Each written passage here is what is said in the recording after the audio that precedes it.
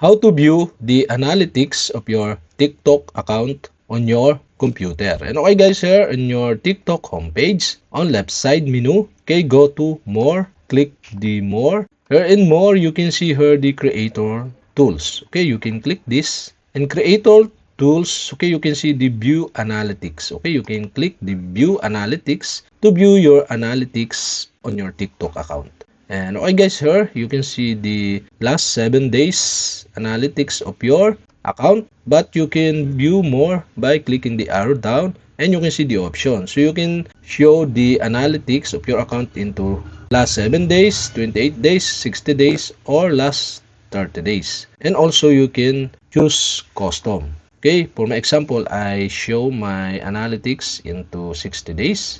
Okay, click the 60 days. Here my analytics of my account in 60 days. And that's it. Okay, we have successfully viewed the analytics of my TikTok account on my computer. And okay guys, if you have a question, kindly comment below. And don't forget to hit the subscribe button and the bell to notify you if I have new video. Okay, thanks for watching.